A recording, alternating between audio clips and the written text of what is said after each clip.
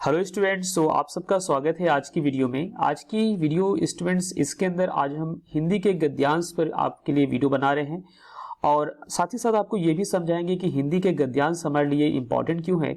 जैसा कि हम सभी ने अक्सर देखा है कि हम जो बेसिक क्लास में होते हैं 10th क्लास तक या 12th क्लास तक, तो हमारे जो सब्जेक्ट इंग्लिश होते हैं या अगर हमारे पास हिंदी सब्जेक्ट है तो उसके अंदर गद्यांश हमारे जरूर पूछे जाते हैं। अनसीन पैसेजेस हमारे पास आते हैं, इनको हम सॉल्व करते हैं, उसके बाद हम जो है उसके बेसिस पे अपने प्रश्न को हल करते हैं। ठीक है, पैसेजेस को सॉल्व करना उसकी एक अपनी बेसिक स्ट्रेटजी होती है, एक अपना बेसिक तरीका होता है।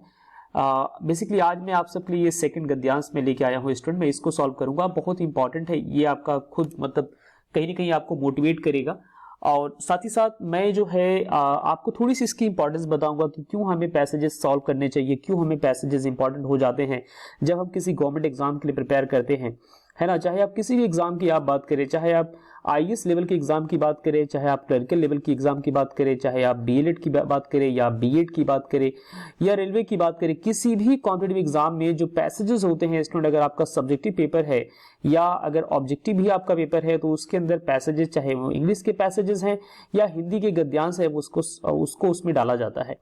अच्छा, इसकी इंपॉर्टेंस बेसिकली ये है कि जब स्टूडेंट किसी पैसेज को पढ़ता है, उस पैसेज के पढ़ने के बाद अपने माइंड के अनुसार उसकी जो वैल्यूज होती हैं, उसकी जो सेट ऑफ उसका जो थॉट प्रोसेस होता है, अपने विचारों के अनुसार उसकी सोच, उसकी एक खुद की जो उसका व्यक्तित्व होता है, उसकी खुद की जो पर्सनालिटी होती है, उसी के अकॉर्डिंगली वो क्या करता है, हल करता है। ठीक है, तो कहीं ना कहीं एग्जामिनर जो होता है उसका एक पॉइंट ऑफ व्यू होता है कि आपके एक ही क्वेश्चन में 5 तरह के पैसेजेस का इन्वॉल्वमेंट और उसके बाद वो आंसर को चेक करता है। जैसे आईएएस के एग्जाम में पैसेज, आपके नंबर ऑफ पैसेजेस आते हैं, एसएससी सीजीएल देते हैं उसमें नंबर ऑफ पैसेज आते हैं इंग्लिश के। ठीक है, तो क्यों ये डाले जाते हैं? ये इसी वजह से डाले जाते हैं। पहली बात, आपको जो पर्टिकुलर सब्जेक्ट आप ले रखे हैं या जो पर्टिकुलर आपके पास लैंग्वेज है, उस लैंग्वेज की आपको नॉलेज कितनी है, एक तो ये पता लगता है। दूसरा ये पता आपका लगता है आपके गद्यांश को हल करने से कि आपको वैल्यूज, आपकी वैल्यूज क्या है। ठीक है, आपका सेल्फ, आपकी पर्सनालिटी क्या है, आपका स्वयं का व्यक्तित्व कैसा है, क्योंकि जैसा आपका व्यक्तित्व होगा उसी के अकॉर्डिंग आप क्या करेंगे, हल जो है, जो भी आपके सोल्यूशन होंगे उसी के अकॉर्डिंग होंगे। तो यहाँ पर बेसिकली मैं आज जो पैसेज लेके आया हूं स्टूडेंट, ये आपका हिंदी का एक पैसेज है, बहुत इंपॉर्टेंट है। ठीक है, और इस पैसेज के माध्यम से मैं इसको आप सबको थोड़ा सा एजुकेशन हमारे लिए क्यों इंपॉर्टेंट है मैं उसको भी बताऊंगा। दैट्स मीन आप थोड़ा सा मोटिवेट भी होंगे अगर इस पैसेज को आपने ध्यान से पढ़ा और ध्यान से समझा। और दूसरी बात, साथ ही साथ मैं ये भी बताऊंगा कि पैसेज को जो हम सॉल्व करते हैं तो हमें किन बेसिक हमें नियमों को फॉलो करना चाहिए जिससे हम किसी भी पैसेज को इजिली सॉल्व कर सकते हैं। तो सबसे पहला जो नियम है, किसी भी पैसेज, चाहे वो इंग्लिश का पैसेज है, अनसीन पैसेज है, चाहे हिंदी का गद्यांश है, तो अगर आपके सामने कोई भी इस तरह का अगर प्रश्न आता है तो उसको हल करने के लिए आप क्या करो, कुछ लोग कहते हैं कि पैसेज को उल्टा पढ़ो, बीच से पढ़ो। ओके, ऐसा कुछ आपको नहीं करना है। जहां तक मेरा अनुभव है, मेरा जो सेल्फ इवेल्युएशन है, मेरा मानना यह है कि जो पैसेज आपका है, सबसे पहले आप पैसेज के, अगर आपके पास टाइम कम है, टाइम अगर भरपूर मात्रा में है तो पैसेज आप पढ़ लो। एक बार नहीं 2 बार पैसेज को पढ़ लो। अगर आपके पास टाइम की अवेलेबिलिटी कम है, जैसे अगर आपका कॉम्पिटिटिव एग्जाम है और उसके अंदर आपको पता है टाइम सबसे ज्यादा इंपॉर्टेंट होता है, टाइम मैनेजमेंट सबसे ज्यादा इंपॉर्टेंट होता है और आपको अल्टीमेट आंसर तक पहुंचना है, तो सबसे बेस्ट स्ट्रेटजी ये है कि सबसे पहले आप चले जाएं प्रश्नों पर। ओके, पैसेजेस के प्रश्नों पर जाएं कि नंबर ऑफ क्वेश्चन जो है वो क्या है, कौन कौन से आपके क्वेश्चन हैं आज के पैसेज में, वो सारे क्वेश्चन जो है सबसे पहले आप क्वेश्चन पे गो थ्रू हो जाएं। जैसे यहाँ पर हमारा सबसे पहला जो क्वेश्चन है वो ये है, छिद्रान्वेषी दृष्टिकोण से लेखक का क्या तात्पर्य है। ये अपना एक पहला प्रश्न है। तो कहीं ना कहीं ये शब्द हमारे माइंड में आ चुका है, छिद्रान्वेषी। जैसे ही हमें ये छिद्रान्वेषी शब्द मिलेगा, ठीक है, इस पूरे पैसेज में अभी हम रीड करेंगे इसको, तो आपके माइंड में क्लिकिंग होगी, यार ये इससे रिलेटेड हमने आंसर देना है, इससे रिलेटेड हमें आंसर देना है, आंसर करना है या आंसर हमें लिखना है। तो आप जल्दी से क्लिक आपका माइंड करेगा और सही सटीक तरीके से आप आंसर तक पहुंच सकेंगे। ये आपका एक पहला तरीका है। ओके, और हो सके तो इसके एमसीक्यूज पे भी आप अगर मतलब फॉलो कर ले, इसको भी अगर रीड आउट कर ले तो बहुत अच्छी बात होगी। जैसे यहाँ पर पहला आपका जो ऑप्शन है वो है समन्वय की भावना उत्पन्न होना।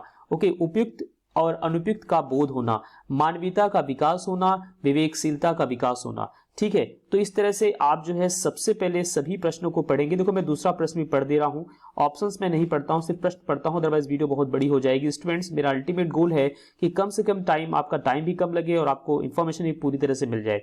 ओके, तो आपका दूसरा क्वेश्चन है, शिक्षा ही मानव को मानव के प्रति मानवीय भावनाओं से पोषित करती है। कितना इंपॉर्टेंट, देखो इसको इन्वर्टेड कॉमा में डाला गया है, एक बहुत ही इंपॉर्टेंट आपका मैसेज भी है। ये कह रहा है शिक्षा ही मानव को मानव के प्रति मानवीय भावनाओं से पोषित करती है। इस कथन के लिए उपयुक्त विकल्प चुनिए। तो आपको विकल्प चुनना है। हो सकता है बिना पैसेज पढ़े, हो सकता है आपका जो वे ऑफ थिंकिंग इतना अच्छा है, आपकी जो सेल्फ, आपकी जो पर्सनालिटी है, आपका स्वयं का व्यक्तित्व इतना अच्छा हो कि आप शिक्षा के महत्व को अगर समझते हो तो बिना पैसेज को पढ़े इसके आंसर को आपको मतलब इसका आपका आंसर सही हो जाए। इसके बाद आपका अगला जो आता है क्वेश्चन स्टूडेंट, वो है एक सेकंड में इसको जरा इरेज कर लूं। अगला जो आपका क्वेश्चन आता है that is just a second.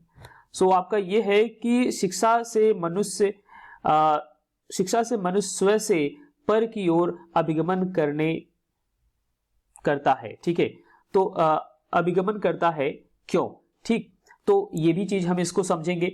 अभी आगे जैसे जैसे हम चलेंगे वैसे हम इसको समझेंगे। तो आ जाते हैं दोबारा से मार्कर पे हम। तो यहाँ पर आपका अगला क्वेश्चन नंबर 3 है। ये कह रहा है शिक्षा से मनुष्य स्व से पर की ओर अभिगमन करता है। तो आपके माइंड में एक चीज ये क्लिक होनी चाहिए कि स्व से पर जैसे ही इस पूरे पैसेज में हमें कुछ इससे रिलेटेड अगर मिलता है तो उसको अपने माइंड में हम क्लिक करेंगे। ओके, अगला है आपका वर्तमान शिक्षा भौतिक आकांक्षा की चेरी किस प्रकार बन गई है। कह रहा है वर्तमान जो शिक्षा है, आज की जो शिक्षा है, वो भौतिक आकांक्षा या आकांक्षाओं कह सकते हैं कि चेरी ये वही चेरी है जो अक्सर हम चेरी किसी पेस्ट्री या केक के ऊपर देखते हैं, वही चेरी है स्टूडेंट, जिसे आप बहुत पसंद करते होंगे। सो सेम वही चेरी है जो कि इंग्लिश आपका वर्ड है बेसिकली, जिसे जो भी राइटर है हिंदी के, जो यहाँ राइटर है, उन्होंने इस इंग्लिश शब्द का उपयोग किया है। तो जैसे ही इन शब्दों का आपको मेल मिलता है पूरे पैसेज में, पूरे गद्यांश में, तो आप उसको निश्चित रूप से फाइंड करके उसका आंसर दे पाएंगे। उसके बाद आपका आखिरी प्रश्न है उपयुक्त गद्यांश का उपयुक्त शीर्षक क्या है। तो ये तो आपको पैसेज पढ़ने के बाद ही पता लगेगा, गद्यांश जैसे आप पढ़ेंगे उसको पढ़ने के बाद ही आपको पता लगेगा। तो चलते हैं स्टूडेंट, इस पैसेज को पढ़ते हैं। पैसेज सबसे पहला मैंने टारगेट किया है कि आप सब के लिए मैं कम से कम 5 पैसेज को सॉल्व करूं, जो कि पब्लिकली मैं प्रोवाइड करूं आप सबके लिए। और पैसेज बहुत इंपॉर्टेंट होता है, आपकी समझ को बढ़ाता है, आपकी भाषा को इंप्रूव करता है। आप जिस भी पर्टिकुलर लैंग्वेज के लिए आप पढ़ रहे हैं, जैसे अगर हम इंग्लिश के पैसेज को सॉल्व करते हैं मैक्सिमम, तो हमारी वोकैबुलरी बढ़ती है, हमारे शब्द ज्ञान बढ़ते हैं, हमारी नॉलेज एनहांस होती है, मतलब बहुत तरह से हमें फायदे होते हैं। तो पैसेज अपने में बहुत इंपॉर्टेंट होता है और यही एक कारण है कि सभी एग्जाम में पैसेजेस या गद्यांश पूछे जाते हैं। ठीक है, और आप जो है दोनों ही तरह के, चाहे हिंदी का पैसेज सॉल्व कर रहे हैं या इंग्लिश का पैसेज सॉल्व कर रहे हैं, दोनों की सेम इंपॉर्टेंस है। हिंदी और इंग्लिश में सिर्फ इतना फर्क है स्टूडेंट कि दो अलग अलग स्थानों की ये भाषा है। आप कई बार क्या करते हैं, अगर आप इंग्लिश मीडियम के स्टूडेंट हैं तो हिंदी को आप बहुत नेग्लेक्ट करते हैं, ऐसा नहीं करना चाहिए। हिंदी भी, बल्कि हिंदी इंग्लिश से कई हजार गुना उससे ज्यादा बेहतर भाषा है और उसमें ज्यादा पोलाइटनेस है। हमारी जो हिंदी भाषा है दोस्तों, आपको बताऊं, इसके अंदर पोलाइटनेस ज्यादा है, इसमें मॉल बहुत ज्यादा है, जबकि इंग्लिश में इतना कुछ नहीं है। ठीक है, कभी आप हिंदी के सॉन्ग को सुनिए, इंग्लिश को सुनिए, आपको पोलाइटनेस कहाँ मिलती है, आपका मतलब एक पीस ऑफ माइंड आपको कहाँ मिलेगा। ठीक है, बाकी आप जानते हैं कि संस्कृत जो सभी भाषाओं की जो जननी है, सभी भाषाओं की माता है, वो बेसिकली हमारा हिंदुस्तान ही उसका जो है क्या कहते हैं, हिंदुस्तान से निकली हुई है। तो अल्टीमेट भाषा में भेद न करते हुए हम सबसे पहले इस सेकंड पैसेज, इसके बाद मैं फर्स्ट पैसेज सॉल्व करूंगा, लेकिन अभी सेकंड पैसेज में इसलिए क्योंकि मुझे ये बहुत अच्छा पैसेज लगा है, बहुत इंपॉर्टेंट लगा है। सो इसी वजह से सबसे पहले मैं इस पैसेज को पढ़ूंगा आप सबके लिए। ओके, सो ये पैसेज अपना है शिक्षा के ऊपर। तो हम शुरू करते हैं यहां से स्टूडेंट्स। एक सेकेंड, मैं इसको जरा चेंज कर दूं, जस्ट सेकेंड, यस। ओके, सो ये पैसेज हमने क्या बताता है, देखो, शिक्षा जीवन के सर्वांगीण विकास हेतु अनिवार्य है। बिल्कुल करेक्ट है। शिक्षा के बिना मनुष्य विवेकशील और शिष्ट नहीं बन सकता। विवेक से मनुष्य में सही और गलत का चयन करने की क्षमता उत्पन्न होती है। विवेक से ही मनुष्य के भीतर उसके चहु और नित्य प्रति होते घटनाक्रमों के प्रति एक छिद्रान्वेषी दृष्टिकोण उत्पन्न होता है। तो देखो वो शब्द आपको मिल रहा है जिससे हमने क्वेश्चन पढ़ा था, छिद्रान्वेषी दृष्टिकोण उत्पन्न होता है। आंसर की तरफ भी आप जा सकते हैं। शिक्षा ही मानव को मानव के प्रति मानवीय भावनाओं से पोषित करती है। शिक्षा से मनुष्य अपने परिवेश के प्रति जागृत होकर के कर्तव्य विमुख हो जाता है, स्व से पर की ओर अग्रसर होने लगता है। निर्बल की सहायता करना, दुखियों के दुख को दूर करने का प्रयास करना, दूसरे के दुख से दुखी हो जाना और दूसरों के सुख से स्वयं के सुख का अनुभव करना जैसी बातें एक शिक्षित मानव में सरलता से देखने को मिलती है। इतिहास, साहित्य, राजनीति शास्त्र, समाजशास्त्र और दर्शन शास्त्र इत्यादि पढ़कर विद्यार्थी विद्वान नहीं बनता, वरन उसमें विद्वान ही नहीं बनता, वरन उसमें एक विशिष्ट जीवन दृष्टि, रचनात्मकता, परिपक्वता का सृजन भी होता है। शिक्षित समाज परिवेश में व्यक्ति अशिक्षित सामाजिक परिवेश की तुलना में सदैव ही उच्च स्तर पर जीवन यापन करता है। ये आपने भी देखा होगा, जहां पर एजुकेट लोग होते हैं, एजुकेट कहने का मतलब मैं ये नहीं कहूंगा पढ़े लिखे लोग, एजुकेट का मतलब शिक्षित है ना, जो शिक्षित हैं। इलिटरेट और लिटरेट में फर्क यह है कि आपको पढ़ना आता है और नहीं आता है, लेकिन एजुकेट और अनएजुकेट में बहुत बड़ा फर्क है।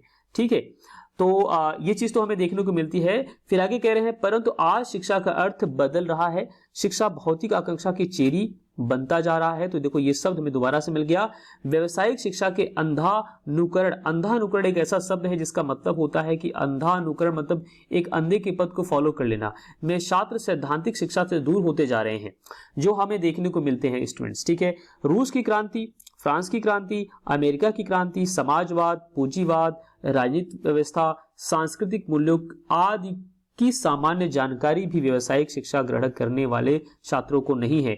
यह शिक्षा का विशुद्ध रोजगारकरण है। रोजगारकरण का मतलब होता है एम्प्लॉयमेंट, है ना। एक तरह से बस शिक्षा को आजकल एम्प्लॉयमेंट के टर्म्स में ही समझा जा रहा है कि आपको रोजगार मिलेगा कि नहीं मिलेगा, आपने कोई पर्टिकुलर कोर्स किया तो आपको रोजी रोटी आपकी मिलनी है कि नहीं मिलनी है। नॉलेज एनहांस के लिए कोई नहीं सोचता। कह रहा है शिक्षा के प्रति इस प्रकार का संकुचित मतलब बहुत ही नैरो माइंडेड एक तरह से दृष्टिकोण अपना करके विवेकशील नागरिकों का निर्माण नहीं किया जा सकता, जो चीज हमें देखने को मिलती है स्टूडेंट्स। कह रहा भारत जैसे विकासशील देश में शिक्षा रोजगार का साधन न होकर के बल्कि क्या हो गया, साध्य हो गया है, जो चीज हमें आज भरपूर मात्रा में देखने को मिल रही है कि बहुत लोग ऐसे हैं जो पढ़ लिख गए हैं, उनके पास डिग्री है लेकिन कोई नौकरी नहीं है, कोई काम नहीं है, क्योंकि उनकी पढ़ाई भी उस लेवल की होती है, ये बात भी सच है।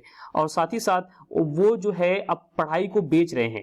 ठीक है, इस कुप्रवृत्ति पर अंकुश लगाना अनिवार्य है, जहां मानविकी मतलब एक ऐसे कुछ विषय होते हैं जो क्या कहते हैं वैज्ञानिक रूप से अलॉटेड होते हैं स्टूडेंट्स। तो ये कहीं ना कहीं बहुत इंपॉर्टेंट है। मानविकी के छात्रों को पत्रकारिता, साहित्य सृजन, विज्ञापन, जनसंपर्क इत्यादि कोर्स भी कराए जाने चाहिए ताकि उन्हें रोजगार के लिए न भटकना पड़े।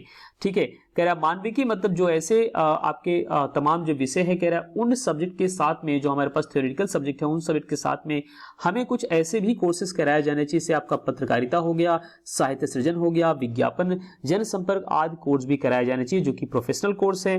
कह इन कोर्सेज को भी कराया जाना चाहिए। व्यावसायिक कोर्स करने वाले छात्रों को मानविकी के विषय जैसे इतिहास, साहित्य, राजनीतिशास्त्र व दर्शन आदि का थोड़ा बहुत अवश्य करना चाहिए, मतलब अध्ययन अवश्य करना चाहिए, ताकि समाज को विवेकशील नागरिक प्राप्त होते रहे, तभी समाज में संतुलन बनता रहेगा। इनका कहने का मतलब ये है कि जो मानविकी विषय जैसे कि यहाँ पर इतिहास, साहित्य और राजनीति शास्त्र या और भी जो इसके तमाम विषय हैं, उन विषयों के साथ साथ उनको जो है प्रोफेशनल कोर्स कराया जाना चाहिए। और जो प्रोफेशनल जो कोर्स कर रहे हैं स्टूडेंट्स, उनको भी जो है ऐसे कुछ कोर्सेज कराए जाने चाहिए साथ ही साथ, ताकि उनको इस देश दुनिया या इस समाज के बारे में, इनकी जो नैतिक मूल्य है उनके बारे में उनको उनकी समझ परख मजबूत हो और समझ अच्छी हो। तो ओवरऑल आपने पैसेज पढ़ने के बाद आपने आइडिया आपने लगाया होगा। इस पैसेज को बेसिकली जब आप सेल्फ पढ़ते हो, स्क्रीनशॉट लेके इसको आप सेल्फ पढ़िए, समझिए, क्योंकि मैं वीडियो को शॉर्ट रखना चाह रहा हूं, मैं नहीं चाहूंगी वीडियो बहुत बड़ी बने। तो आप इस पैसेज को जब सेल्फ पढ़ेंगे तो आपको पैसेज पढ़ने के बाद एक अंदर से इनर मोटिवेशन डेफिनेटली मिलेगा। और मेरा यहाँ पर टर्म ये नहीं है कि मैं पैसेज को पढ़ के आपको एक्सप्लेन करके पूरा मतलब एक एक चीज को समझाऊं। यहाँ पर मेरा टर्म यही है कि आप जस्ट पैसेज को पढ़िए और इसके आंसर तक किस तरह से पहुंचना है, ये पैसेज आपको क्या इंपॉर्टेंस देता है, वो सारी चीजें आपको बताना है। ठीक है, ताकि हम कम से कम टाइम में इस पैसेज को कवर कर जाएं। ओके, तो अपना पहला क्वेश्चन, आपने पैसेज पढ़ लिया होगा, नहीं पढ़ा तो मैं यहीं पे स्टॉप करता हूं। एक बार पैसेज का स्क्रीनशॉट ले सकते हैं आप, इसको गो थ्रू हो जाओ, अच्छे से पढ़ लो और उसके बाद चलते हैं अब हम क्वेश्चन पर।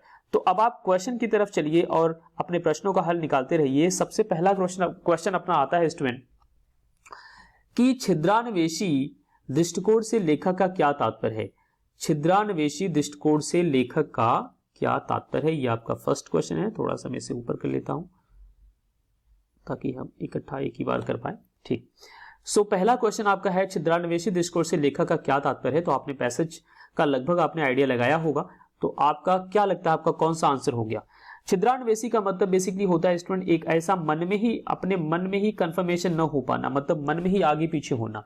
तो यहां पर इसका जो राइट आंसर देखो होगा आपका पहला ऑप्शन है समन्वय की भावना उत्पन्न होना, मतलब मेल जोल की भावना, उपयुक्त और अनुपयुक्त का बोध होना।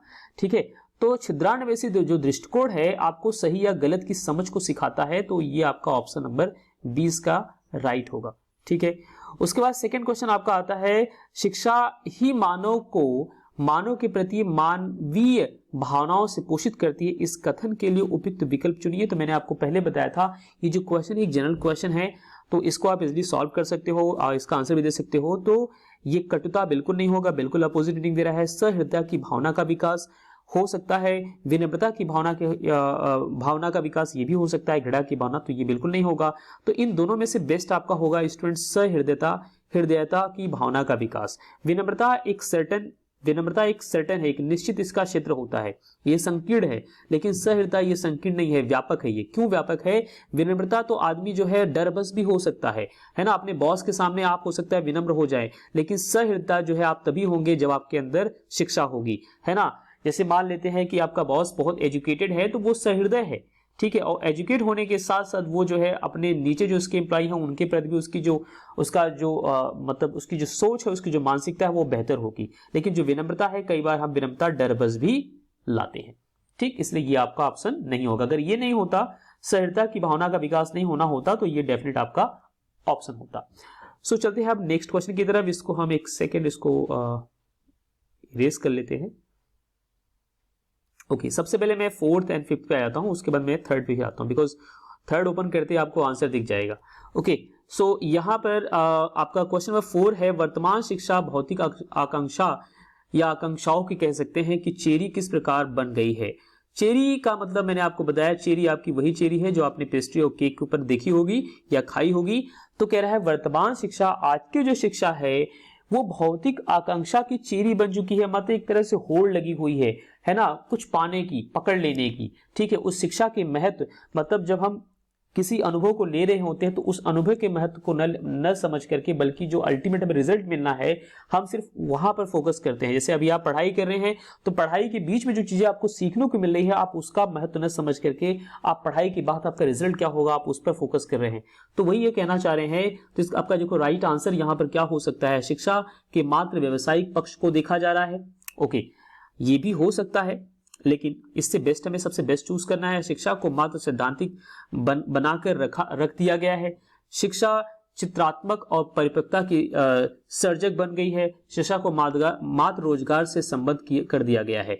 तो ये आपका राइट आंसर होगा, बिकॉज यहाँ पर चेरी की उन्होंने बात की है। तो चेरी कौन, यहाँ पर चेरी ये रोजगार है। ये रोजगार जो है ये क्या है, मात्र जो है एक चेरी का काम कर रही है, क्योंकि इसके पीछे सब लोग भाग रहे हैं। उसके बाद आपका क्वेश्चन नंबर होता है 5 स्टूडेंट। तो इसको हम देखते हैं। कह रहा उपयुक्त गद्यांश का उपरोक्त गद्यांश का उपयुक्त शीर्षक क्या होगा। तो यहाँ पर शिक्षा हो सकता है, लेकिन सबसे बेस्ट हमें चाहिए शिक्षा का जीवन में महत्व, शिक्षा का बदलता स्वरूप। ओके, सैद्धांतिक व व्यवसायिक शिक्षा, तो बेस्ट होगा आपका शिक्षा का जीवन में महत्व, बिकॉज यहाँ पर हमारे जीवन और शिक्षा दोनों से तालमेल देखा गया है कि एक शिक्षित व्यक्ति और एक अशिक्षित व्यक्ति में फर्क क्या है, वो चीज हमें समझाई गई है। तो आपका सेकेंड ऑप्शन करेक्ट होगा। इसके बाद चलते हैं लास्ट अपने आंसर पर student, just a second, last option पे चलते हैं, लास्ट क्वेश्चन पे, दैट्स मीन सो लास्ट आपका जो क्वेश्चन है वो ये है। अब देखो आपको आंसर दिख गया, इसी इसमें आपको रोक रहा था। सो आपका क्वेश्चन ये है कि शिक्षा से मनुष्य स्व से पर की ओर अभिगमन करने लगता है, क्यों? इसका आंसर क्या होगा आप बताएंगे। शिक्षा मनुष्य को संवेदनशील बनाता है, शिक्षा से मनुष्य में सेवा भाव उत्पन्न होती है, या जो है शिक्षा मनुष्य को कर्तव्यपरायण बनाती है, या शिक्षा मनुष्य में मानवीय भाव बढ़ती है। तो इसका जो आंसर होगा स्टूडेंट वो राइट है आपका ऑप्शन नंबर सी, शिक्षा मनुष्य को कर्तव्यपरायण बनाती है। ठीक है, बाकी चीजें भी सही हो सकती हैं, लेकिन आपका बेस्ट ऑप्शन कर्तव्यपरायण है। ठीक है, कि अगर आप एजुकेट हैं तो अपने कर्तव्य को आप समझेंगे और सही दिशा में सही तरह से अपने कर्तव्य को आप करेंगे। ठीक है स्टूडेंट्स, तो आज की क्लास में यही स्टॉप करते हैं। आज हमने हिंदी गद्यांश को सॉल्व किया है। बेसिकली यह वीडियो कॉमन वीडियो है, चाहे आप बीएड के लिए प्रिपेयर कर रहे हैं या किसी भी जनरल कॉम्पिटिटिव एग्जाम के लिए प्रिपेयर कर रहे हैं, बीएलएड के लिए प्रिपेयर कर रहे हैं या किसी भी जनरल कॉम्पिटिटिव एग्जाम के लिए प्रिपेयर कर रहे हैं। अगर आपके एग्जाम में गद्यांश आता है तो यह वीडियो आपके लिए बहुत इंपॉर्टेंट है। और इसी तरह से मैं 5 गद्यांश से हिंदी गद्यांश को सॉल्व करने वाला हूं आप सबके साथ में। सो प्लीज आप मेरे चैनल के साथ जुड़ सकते हैं, और अगर आपकी कोई राय है, कोई सजेशन है मुझे लेकर के, सो प्लीज आप का मोस्ट वेलकम है। यूट्यूब के कमेंट बॉक्स में आकर के मुझे आप कमेंट कीजिए, और ताकि मैं अपने अंदर सुधार ला सकूं या अपने अंदर कोई इंप्रूवमेंट में देख सकूं। उसके लिए मैं आप सबका बहुत थैंकफुल रहूंगा। So student, till then take care and thank you so much.